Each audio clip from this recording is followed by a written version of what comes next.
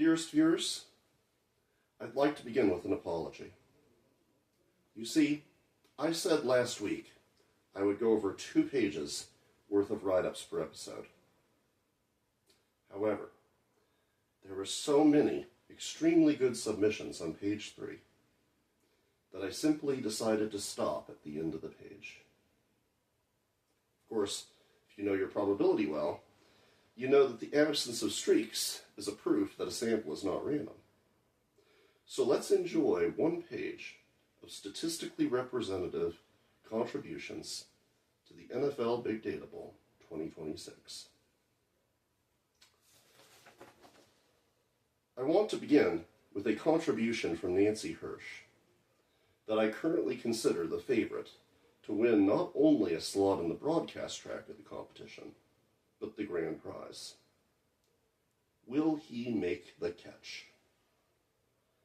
She begins by mapping receiver characteristics to a 2D space through principal component analysis, then runs a clustering algorithm, discovering in the data 5 archetypes describing the essential types of receiver.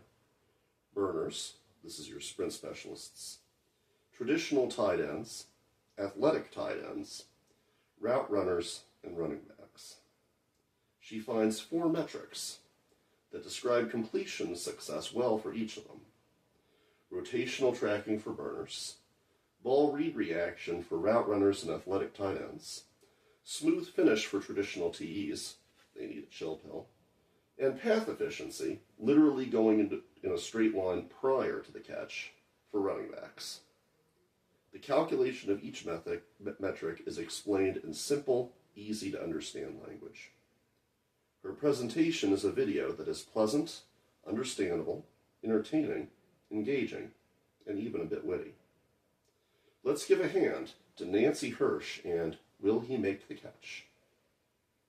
If you remember last week, we had the delightful ballhawks score from George M. Hayward, seeking a mathematical definition for a celebrated football phenomenon. This week we found 2 ballhawk indexes, from Chirag and Macaulay. The results are remarkably different approaches to examining the same football phenomenon, and I think there is something wonderfully illuminating, especially for those who truly wish to understand the process of sports analytics, about looking through both of them. If that happens to be you, links to both are available in the description. From the university track, Amiel Valancourt's contested space diagrams provides an interesting use of the softmax function for estimation and control of the field. This is developed further into an analysis of decisions and outcomes, including ball carrying, pass breakups, an application of reliability engineering principles to the study of explosive offensive plays, considered a failure for the defense, and a Nash diagram of defender strategies and outcomes. For a weekly dose of kinesiology, we have Matt Easton's measuring defensive back transition agility when the ball is in the air. He goes over the effect of certain categories of movements, including hip flips and direction transitions, on both completion rates and post-throw outcomes, as well as a full season study of players that tend to use these tactics. Matt Easton, measuring defensive back transition agility when the ball is in the air. Ashutosh examines pressure in his route-stratified triple threat to diagnose pass outcome, considering deep and short pass plays with respect to different kinds of pressure and their overall effect on gameplay. Specific actions implementing his measures are recommended to offensive, defensive, and broadcast staff, and additional research is recommended for college football and opponent-specific game planning, noting, of course, that college football has a much wider range of talent on display.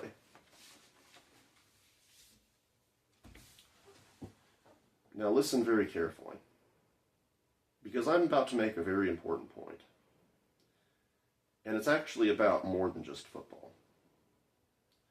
Rishi's "When should you throw?" route-specific timing windows in pass coverage was almost not included this week, because many generalizations made by the author in his introduction were inaccurate and even off-putting. and his recommendations for how his findings should be used were a bit off. He is very much an outsider to the sport of football. But outsiders' perspectives are often the most valuable, especially for their freshness. And while Rishi doesn't totally understand the significance of his own analysis, what he has actually derived statistically is an incredible guide to passing gameplay calling and strategy. From his findings, you can plan your routes based upon quarterback pressure, coverage strategies, the capabilities of the defensive line, and other strategic factors of your opponent, using performance of the pass with respect to timing and routes, as well as peak defender separation as the crucial metrics of decision. It's a diamond in the rough, but a diamond it is, and it will make you think. I also especially like the way Rishi Sangari considered the limitations of his own analysis, each of which is an insightful question all its own. Greatly recommend, especially for coaches and quarterbacks. With that in mind, I want to present this week's reward for mathematical excellence to Rishi Sangari. That's all for this week's Big Data Bowl coverage. Be sure to turn in next Thursday for more exciting news from the world of sports analytics. If you like our style of journalism and analysis, like and subscribe, and maybe check out a bit of our comedy too. See you next week.